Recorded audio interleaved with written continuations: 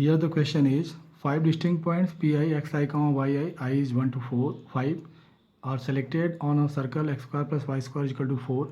Consider the centers of all rectangular hyperbola passing through the at least 4 pi's. Then option A is mean of 4 point pi is equal to midpoint of center of circle and hyperbola.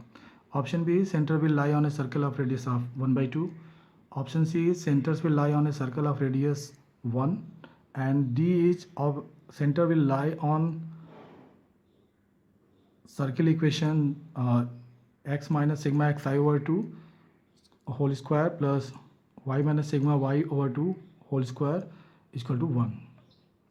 तो यहाँ पे हमारे पास एक circle है, उस पर 5 distinct point आप select कर सकते हो और 4 पॉइंट कम से कम 4 पॉइंट से पास होने वाले सारे रेक्टेंगुलर हाइपरबोला को आपको कंसीडर करना है और उनके सेंटर्स के बारे में लास्ट 3 ऑप्शन है कि उनका लोकस क्या है. ठीक है, तीनों में वो कह रहा है कि सर्कल है. अब उसमें अलग अलग हो रहा है कि हाफ रेडियस है, 1 रेडियस है, सेंटर ये है. और इसमें पहल जो ऑप्शन ए है वो एक जनरल सेंस में बात कर रहा है कि अगर एक सर्कल और एक रेक्टेंगुलर हाइपरबोला अगर इंटरसेक्ट कर रहे हैं तो जो उनके 4 पॉइंट्स इंटरसेक्टिंग पॉइंट्स आ रहे हैं उनके कोऑर्डिनेट का एवरेज उनके सेंटर का मिड पॉइंट होगा. ठीक है, तो ऑप्शन ए बहुत ही जनरल सेंस में कहा हुआ है, जबकि बी सी डी यहाँ पे सर्किल का जो इक्वेशन दिया हुआ है उससे रिलेटेड है. ठीक है, तो पहले हम बहुत जनरल सेंस में चलेंगे. ठीक है, जो ऑप्शन ए के लिए पहले उसको प्रूव करेंगे. और यहाँ पे बस एक चीज़ है कि यहाँ पे एटलीस्ट 4 पॉइंट कहा, एटलीस्ट 4 पी आईज का है. तो एक चीज़ समझना है कि क्या 5 पॉइंट से भी रेक्टेंगुलर हाइपरबोला पास करा सकते हैं. तो 5 पॉइंट मतलब कि आर्बिट्री नहीं है, ये सर्कल के ऊपर लाई करने वाले 5 डिस्टिंक्ट पॉइंट्स ले रहे हैं अगर. ठीक है, तो पहला चीज़ समझते हैं यहाँ पे कि रेक्टेंगुलर हाइपरबोला होता क्या है. तो हाइपरबोला क्या होता है, तो हाइपरबोला कह सकते हैं कि एक कोनिक सेक्शन है जिसकी की सेंट्रिसिटी क्या होती है, दिस इज़ ग्रेटर देन 1. ठीक है, और इसका स्टैंडर्ड इक्वेशन क्या होता है, x square by a square minus y square upon b square equal to 1. ठीक है, और इसके ग्राफ की बात करें तो ग्राफ कुछ इस तरह से होगा. इसमें 2 ब्रांचेज होते हैं और इसका कह सकते हैं कि एसिम्पटोट होगा जो कि ओरिजिन से पास कर रहा है. तो ये हमने इसका एसिम्पटोट भी ड्रॉ कर दिया. अब रेक्टेंगुलर हाइपरबोला की बात करें तो ये एक स्पेशल काइंड ऑफ हाइपरबोला है. ठीक है, कि जिसका कि कॉन्जुगेट एक्सिस का लेंथ इक्वल टू क्या होता है, ट्रांसवर्स एक्सिस का लेंथ, यानी कि ए इक्वल टू बी. तो यहाँ पर ये इक्वेशन कन्वर्ट हो जाएगा, this becomes x square minus y square equal to a. ठीक है, ओके. अब आते हैं दूसरा, इसमें प्रॉपर्टी ये भी होता है कि इसके एसिम्पटोट्स क्या होते हैं, एसिम्पटोट आर परपेंडिकुलर, एसिम्पटोट आर परपेंडिकुलर होते हैं. ठीक है, और इसके लिए कह सकते हैं कि इसका एक जनरल एक और सिंपल इक्वेशन ले सकते हैं, that is x y equal to k not equal to 0. तो इसके लिए जो ग्राफ होगा that will be like this is यहाँ पर इस तरीके से. तो ये जो हो जाएगा, ये जब k ग्रेटर देन 0 होगा उस केस में ये आ जाएगा, जब k लेस देन 0 हो जाएगा तो यहाँ पर इस तरह से ग्राफ आ जाएगा. ठीक है, तो ये तो हो गया रेक्टेंगुलर हाइपरबोला की बात हो गई. ठीक है, अब हम आते हैं अपने पहला कि अब यहाँ पे इसे कि सर्कल पर इसने 5 पॉइंट लिए, इसने 1 2 3 4 और 5. तो यहाँ पे क्या 4 पॉइंट से कम 4 पॉइंट से कहा है पास का हमने सारे रेक्टेंगुलर हाइपरबोला को कंसीडर करना है. तो 4 तो यहाँ हो गया, क्या 5 से भी पास करा सकते हैं इसमें, तो वो चीज़ देखते हैं यहाँ पे. तो इसमें हम जनरल एक लेते हैं यहाँ पे कि मान लीजिए कि हाइपरबोला का इक्वेशन लेते हैं एक्स वाई इक्वल टू के, और दूसरा लेते हैं यहाँ पे सर्किल का equation x square plus y square plus 2gx plus 2fy plus c equal to 0. अब यहाँ पे हमने इसका सिंपल इक्वेशन रेक्टेंगुलर हाइपरबोला का लिया और सर्किल का जो है जनरल लिया. ऐसा क्यों किया हमने, इसका हमने स्टैंडर्ड क्यों लिया, क्योंकि इसका जो है जनरल इक्वेशन हमें नहीं मालूम. ठीक है, तो हम इसका सिंपल ले लिए और इसका जनरल इक्वेशन मालूम है सर्किल का, तो ले लिया. ठीक है, तो अभी ये हम कंसिडर कर रहे हैं कि सर्किल पे 4 पॉइंट या कितने पॉइंट से पास कर रहा है. तो हम ये कर रहे हैं कि एक हाइपरबोला हमने फिक्स कर दिया और जनरल इक्वेशन लिया, और अब देखते हैं कि मैक्सिमम इन दोनों को सॉल्व करने पे कितने डिस्टिंक्ट इसके सोल्यूशन हो सकते हैं. तो जब y को हम रिप्लेस करेंगे यहाँ से k बाई एक्स से, तो इसको पुट कर देते हैं. तो x square plus k by x का square plus 2gx plus 2f k over x plus c equal to 0। तो यहाँ से एक चीज़ देखिए कि ये क्या हो गया कि फोर्थ डिग्री का पॉलिनोमियल आ गया, ठीक है, फोर्थ डिग्री का पॉलिनोमियल है हमारे पास इन एक्स। इसका मतलब है कि इसके 4 डिस्टिंक्ट सोल्यूशन बस आ सकते हैं, 4 distinct at most 4 distinct real solution, ठीक है। तो इसका मतलब है कि सर्किल के केवल एटमोस्ट 4 पॉइंट से हम एक यूनिक रेक्टेंगुलर हाइपरबोला ड्रॉ कर सकते हैं। सर्किल के 5 पॉइंट से unique hyperbola rectangular hyperbola draw नहीं कर सकते हैं, ठीक है।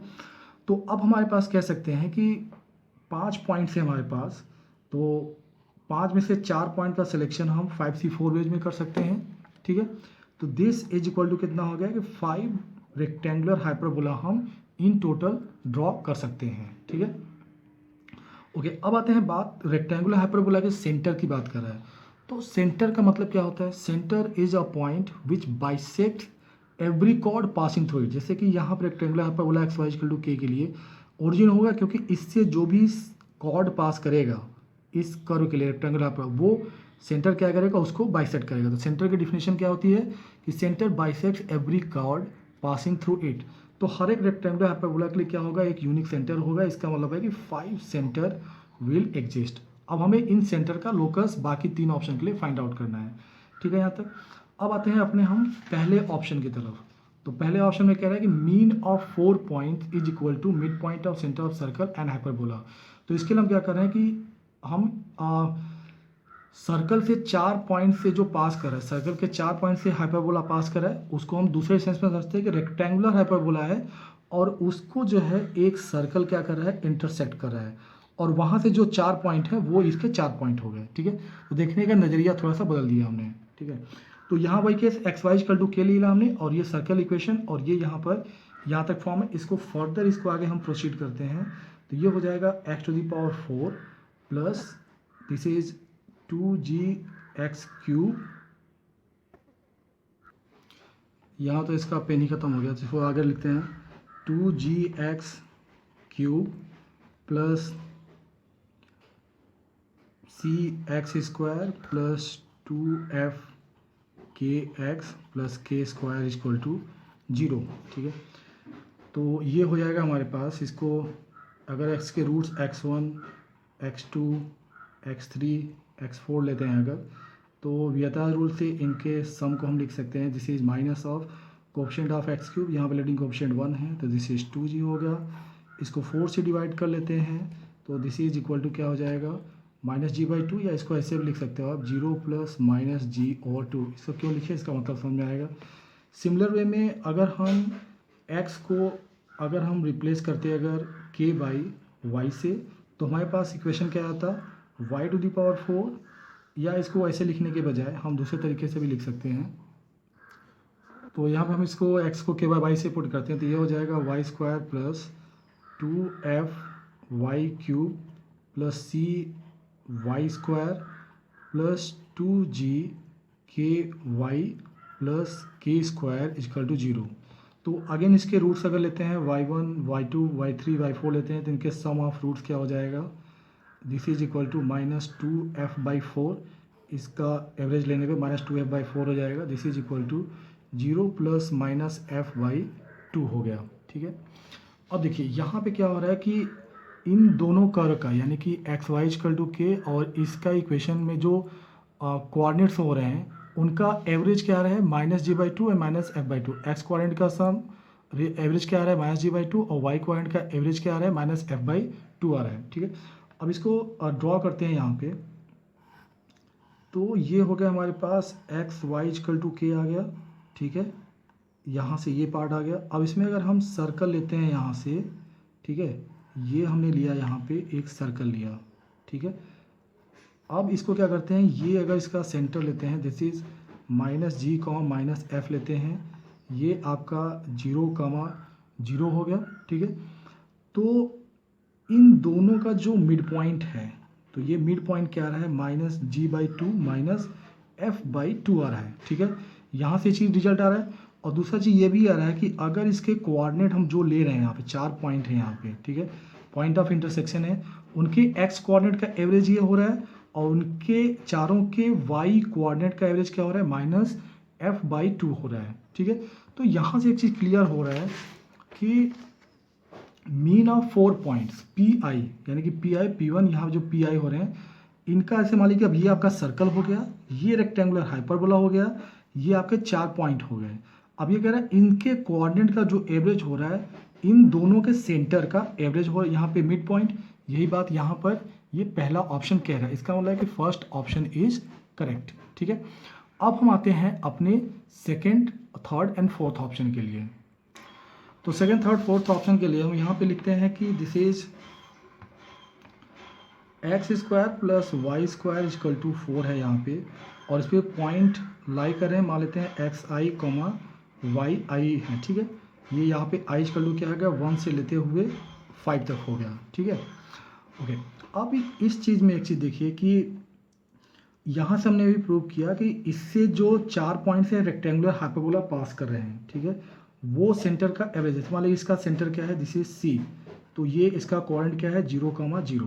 ठीक है, अब मान लीजिए कि 4 पॉइंट से पास करने वाले सेंटर का, रेक्टेंगुलर हाइपरबोला का सेंटर एक मान लेते हैं C1 है। ठीक है, तो यहाँ पे मान लीजिए कि ये P2, P3, P4 and P5, तो ये चारों पॉइंट से पास होने रेक्टेंगुलर हाइपरबोला का सेंटर C1 है। तो अभी हमने बताया कि अब इसका जो सेंटर C1 है, या इन चारों पॉइंट का जो एवरेज है वो इन दोनों का मिड पॉइंट है। तो ये हो गया पार्ट यहाँ पे, तो ये x2 plus x3 plus x4 plus x5 that is over 2 हो गया।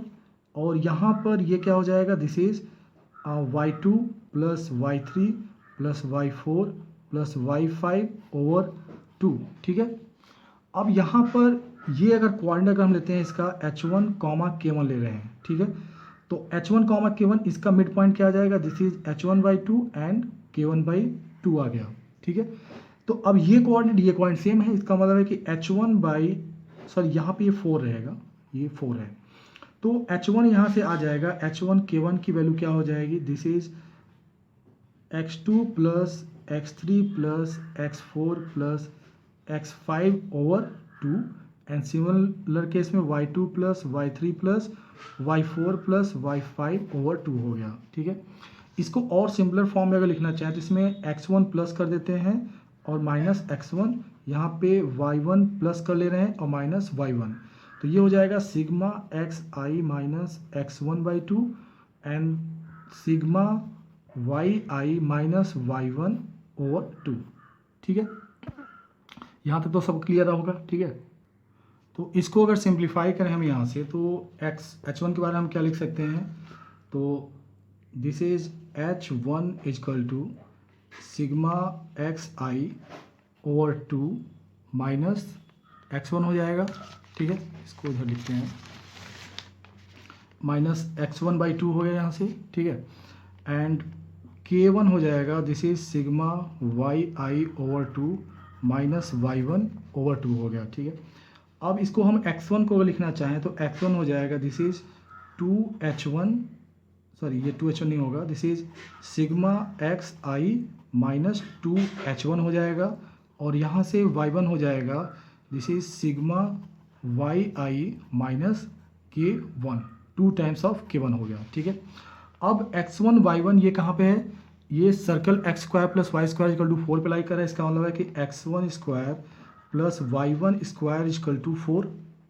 अब इस x1 को यहाँ पुट कर लेते हैं, x1 के यहाँ से, तो ये हो जाएगा, this implies sigma x i minus 2h1 square plus sigma y i minus 2k1 square equal to 4।